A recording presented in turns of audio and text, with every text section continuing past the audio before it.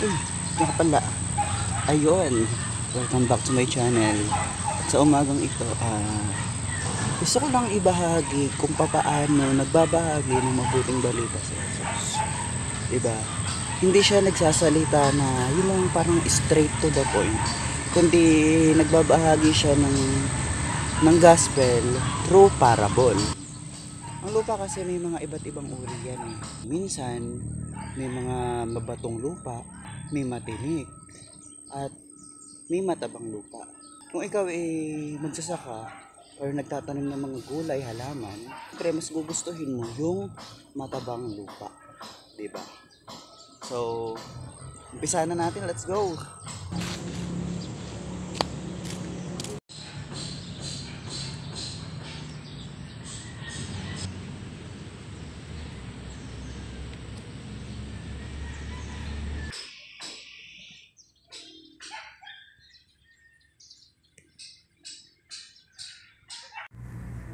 Ang talinghaga tungkol sa mga hasik. Noon ding araw na iyon, si Jesus ay lumabas sa bahay at naupo sa tabi ng lawa. Dahil sa dami ng taong lumapit sa kanya, sumakay siya sa isang bangka at doon naupo. Tumayo naman sa dalampasigan ang mga tao. At sila'y tinuruan niya ng maraming bagay sa pamamagitan ng mga talinghaga. Ganito ang sinabi niya.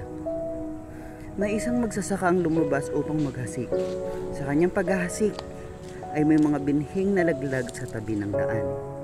Dumating ang mga ibon at tinukang mga iyon. May mga binhi namang nalaglag sa matabang lupa dahil manipis lang ang lupa roon, sumibol agad ang mga binhi. Ngunit natuyo agad ang mga ito nang mabilad sa matinding init ng araw. Palibhasa mababaw ang ugat. May mga binhi namang nalaglag sa may matitinik na halaman.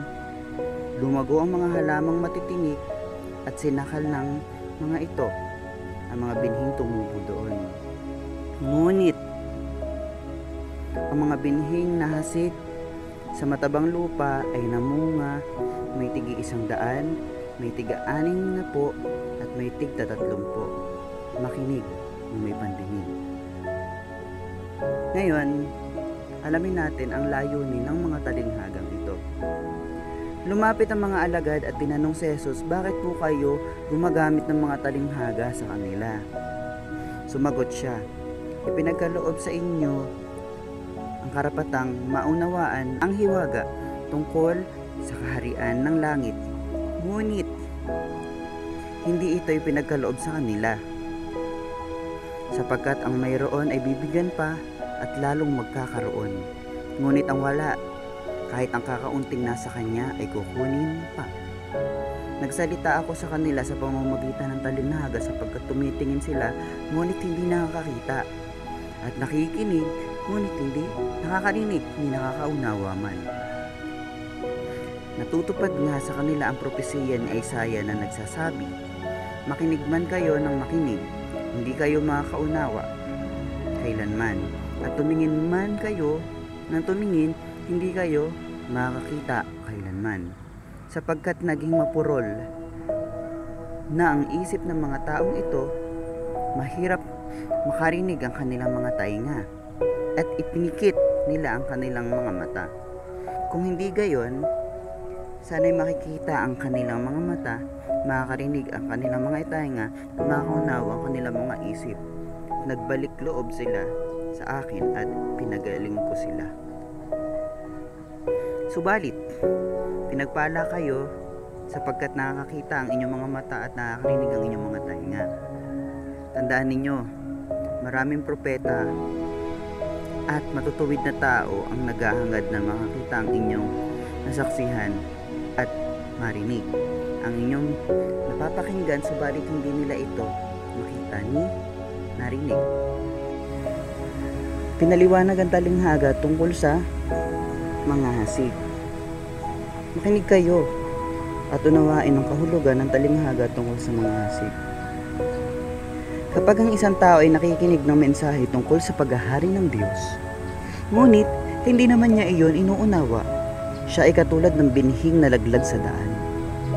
Di ba po? dumarating ang masama at agad inaalis sa kanyang isip ang mensaheng kanyang napakinggan. And verse 20, ang katulad naman ng binhing na laglag sa matabang lupa ay ang taong nakikinig ng mensahe na agad at masayang tumatanggap nito. Ngunit hindi tumitimo ang mensahe sa kanyang puso. Sandali lamang ito at nananatili, at pagdating ng mga kapighatian at pagsubok, dahil sa mensahe agad siyang tumatalikod sa kanyang pananampalataya. Na oo, nakikinig naman siya ng salita ng Diyos, pero kumbaga mas naghahari pa rin sa kanya yung pag-aalala. Kasi wala akong pera, paano to, ganyan. Diba? Minsan mga tao, kahit naniniwala tayo sa salita ng Diyos, pero kapag may problema na, mas focus tayo sa problema, tama ba? At sabi naman dito sa 22, binhi namang nahulog sa may matitinik na halaman ay ang mga taong nakikinig ng mensahe, ngunit dahil sa pagkabalisa sa maraming mga bagay at pagkakahumaling sa kayamanan, nawawalan ng puwang sa kanilang mga puso ang mensahe at hindi ito nagkakaroon ng bunga.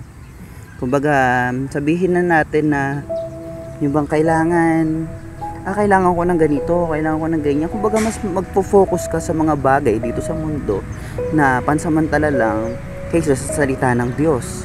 Na parang mas gusto ko yung mas malaking sahod.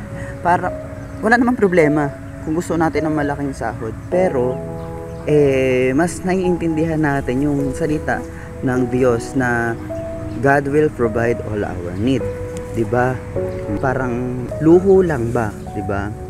At ito naman sabi sa verse 23, at ang katulad naman ng binhing nahasik sa matabang lupa ay ang mga taong dumirinig at umuunawang mabuti sa mensahe. Kaya't ito ay namumunga ng sagana, may tigi 100, may tiga 60 at may tig 30. So, malaking bagay na open ang puso natin pagdating sa salita ng Diyos, dahil ito ang mas makakatulong sa atin upang mas lumago tayo sa ating pananampalataya. Kumbaga, hindi tayo ma-penetrate ng mga tawag dito, mga problema sa mundo. Like, wala tayong pera, wala tayong pambayad ng renta sa kuryente, sa tubig, sa bahay, or what. Diba? Kumbaga, mas nakakatulong ang mabuting balita or ang salita ng Diyos para mas makagawa ng paraan kung paano natin masusolusyonan, kasi lahat ng bagay dito sa mundo, lahat ng problema ay may solusyon. Kaya, ang solusyon lang naman marunong tayong tumawag sa ating Panginoon. Diba? Hindi lang tayo tatawag dahil may problema tayo. Everyday, parang sa kasintahan natin, sa mga kaibigan natin, sa pamilya natin, nakikipag-ugnayan tayo, nakikipag-relasyon tayo, diba? Ibig sabihin, ganun din sa ating Panginoon na dapat meron tayong personal na relasyon sa Kanya. Na kahit saan nga tayo pumuntang reliyon, sa Katoliko man yan, sa born again man yan, sa iglesia, sa Jehovah, or sa dating daan, kung wala tayong relasyon sa Panginoon, ay sa impyerno pa rin tayo mapupunta. Kaya nga tayo dapat tanggapin natin ang ating Panginoon bilang ating Panginoon at tagapagligtas sa ating buhay. So ayun lang po, lamang ang may alam. Thank you for watching. God bless you all.